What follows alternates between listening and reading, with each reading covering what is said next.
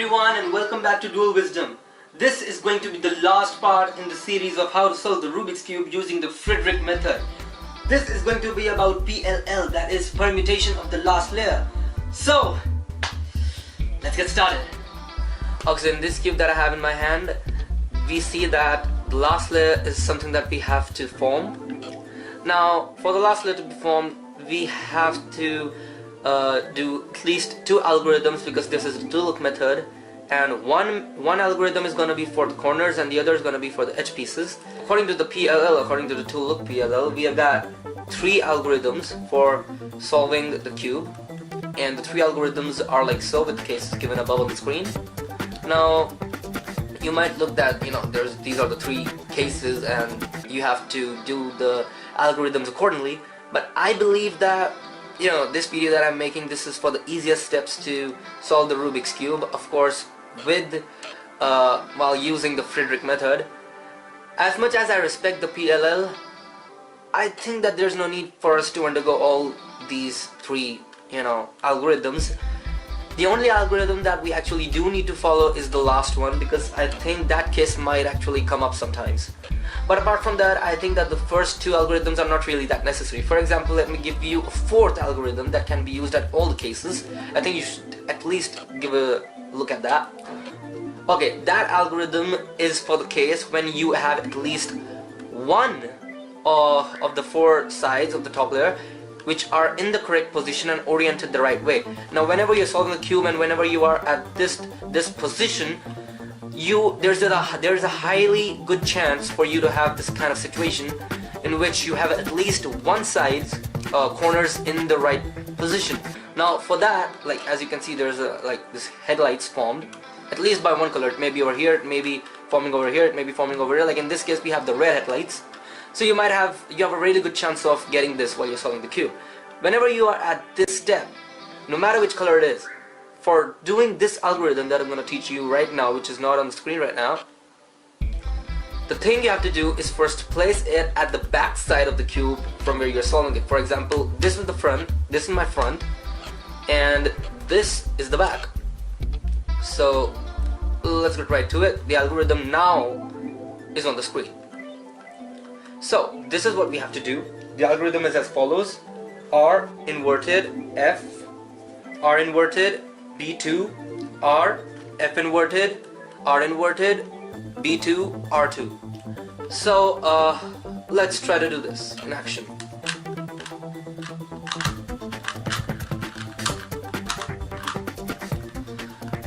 Now if you notice, what this has done is, now we just give it a turn.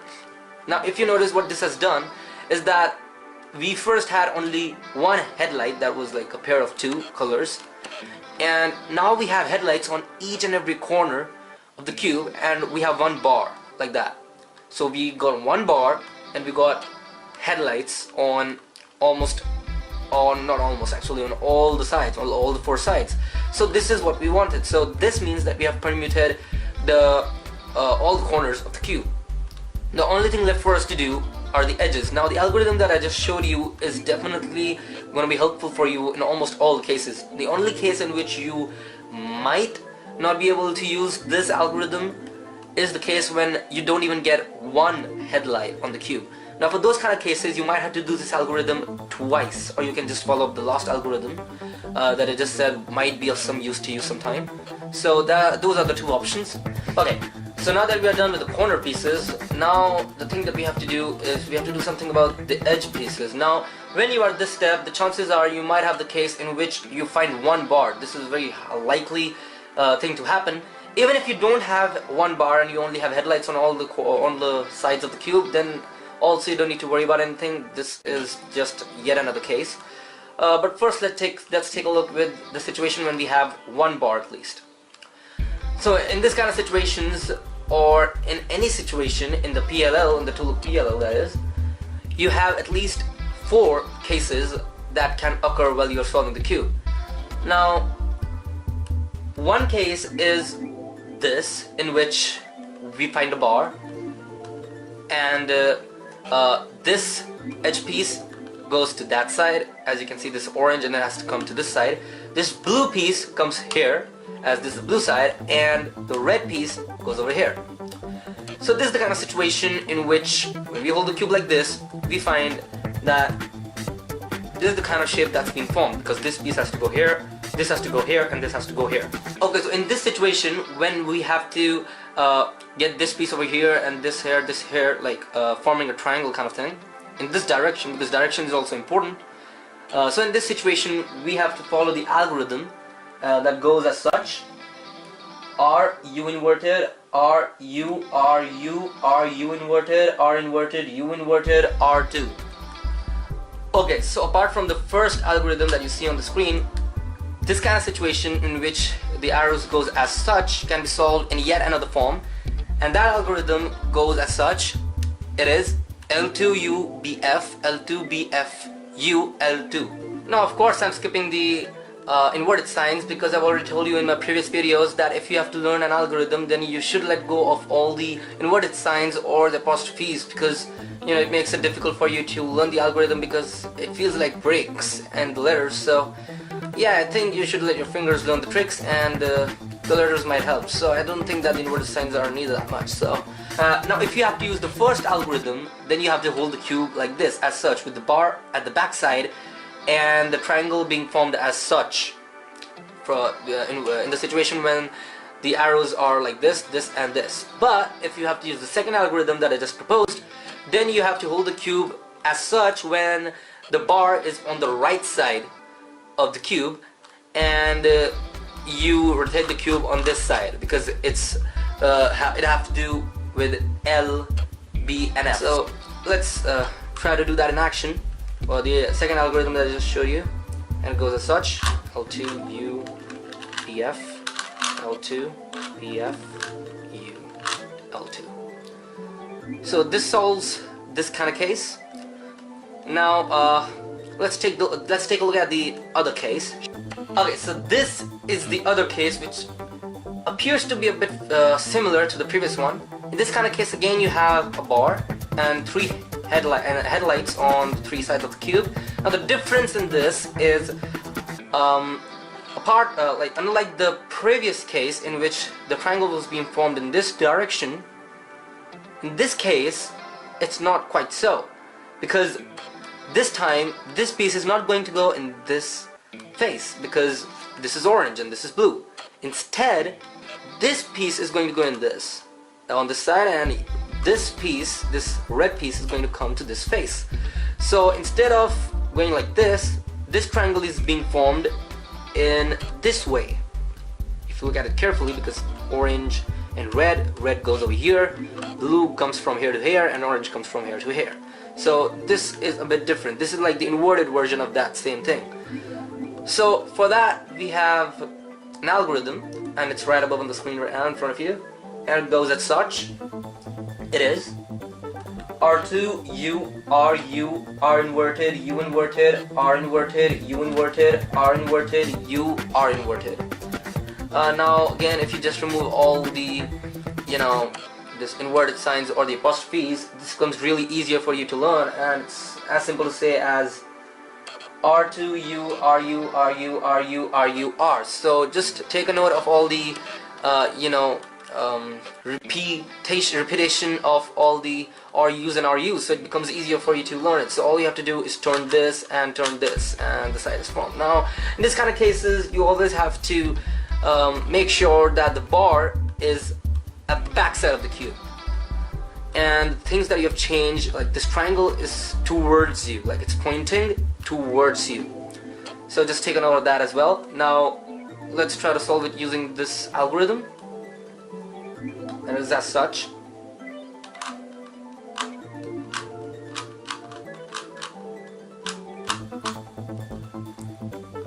As you can see, this algorithm has very easily solved the cube again. This is yet another really easy, and you're quite familiar with R's and U's by now. So let's take a look at the other case, which is not so very similar to all the other algorithms that you have learned so far. So let's go on to the next case. This is another case. In this case, you will notice that there is no bar at all. Now this is also has an equally likely chance of coming while you're solving the cube and you're in this situation. So this happens when you have headlights on all the corners and not even a single edge piece is in the right position.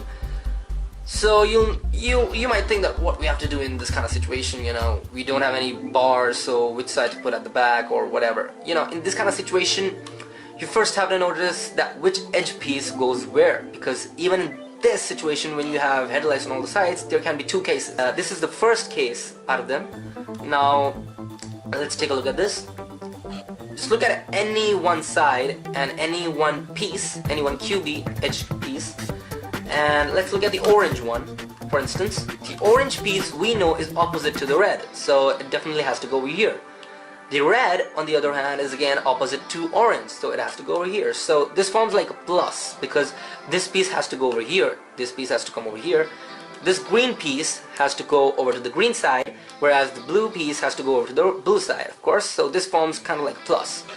So it doesn't really matter how you hold it, because it's a plus. Plus is, you know, it can be formed in whichever direction you put it. So just start wherever you want to start it from, and the algorithm is there on the screen, and it goes as such: M2, U, M2, U2, M2, U, M2. Now, why I said that this is a bit different from all the algorithms that you have learned so far, the reason is pretty simple, that you, as far as I know, there weren't any M's before in the algorithms that you learned before in the beginner's method, as well as the algorithms that you learned so far in the Fridrich method. So M is basically you rotating the middle layer like that. You can simply use your middle finger, and you can just, you know, give it a push from the bottom of the cube behind, and that's such. Because suppose that you have to do M2, so you just do it twice, as such. So let's try to do it, and it goes like this: M2 U, M2 U2, M2 U, M2. Okay, so as you can see, this has solved the cube yet again. Now let's take a look at the last case that you can find out while solving the Rubik's cube. So this is the last case in the permutation of the last layer's edge pieces. Now in this case, you'll notice that it's pretty similar to the previous case, in which there was not even a single bar and everything that you could see was just headlights all over the cube. In this, like, you know, unlike the previous case that you saw, this isn't forming a plus.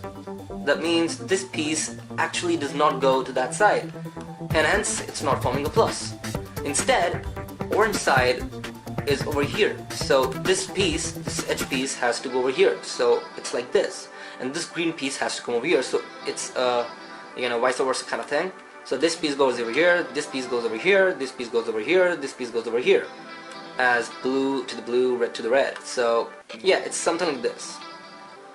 So the algorithm to solve this is M2U, M2U, MU2, M2U2, MU2. Now you'll notice again I've skipped the you know, the apostrophes.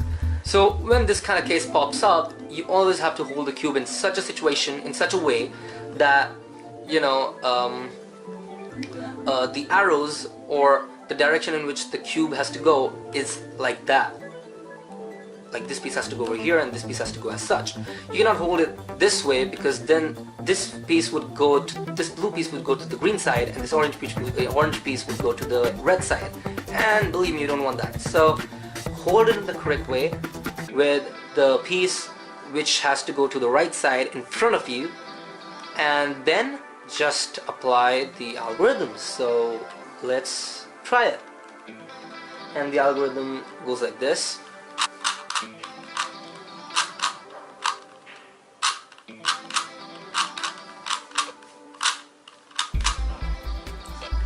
Yet again, we have used the algorithm and it has solved the cube completely. So these were the 4 cases that you could find out while solving the Rubik's cube using the Fridrich method. Now, I have in this video, I've taught you how to use all the algorithms of the Fridrich method to solve the Rubik's cube, and not just that, I've taught you 2 more algorithms that you can use to solve it, which actually don't come under the Fridrich method, but you can use it of course efficiently to solve the Rubik's Cube if you find it easier than the actual officials. You know, I just found them somewhere on the net, I don't remember where, but you know, you could just use them if you want to use them, it's up to you guys. So anyway, so this is how you solve the Rubik's Cube using the Fridrich method. I hope it was helpful for you guys.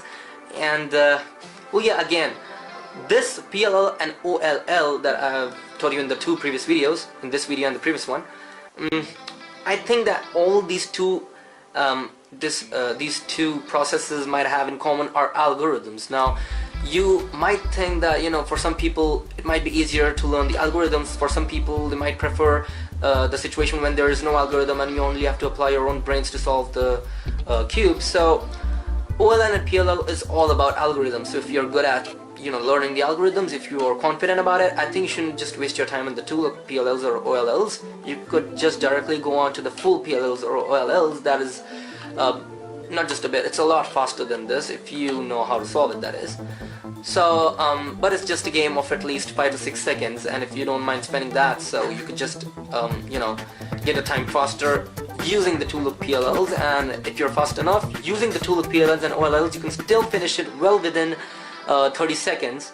So if you're happy with that, then I think you should go on with this process. So as I always say in all of my videos, I think you should just practice, practice and practice. Once you have tried this once you have watched this video, I think you should watch all of my other videos. If you have not watched them, I'd put a link in the description and on the video, and I think you should watch them. And after watching all of those videos, I think you should give it a try yourself on solving the Rubik's Cube. And I think you should always time your you know, solve of the Rubik's Cube, because that tells you if you are actually improving or not. If you're not improving, then you should notice where are you lacking. Is it the speed, or are you getting confused in some way? And if you have watched this video and if you ever think that, you know, there are some things that you were having a problem on understanding, or there were some things that I wasn't able to clearly explain to you guys, you could just leave a comment in the comment section below, or you could just ask a question in my blog or on my Facebook account, anywhere you want, and I promise that I'll answer them. And not just that, if it's necessary, I'll make another video on the Rubik's Cube. I don't mind that. So thank you guys for watching the videos. I hope you liked them, and if you did, please click that subscribe button and give that like button a click. Now, this marks the ending of a journey of how to solve the Rubik's Cube using the Fridrich method. If I was able to teach you guys how to solve the Rubik's Cube via these 4 videos, well and good. But if not, don't worry. Just write it in the comment section below, and I promise I'm going to answer your questions, and if required, even make a video on them. So, till then guys, happy cubing!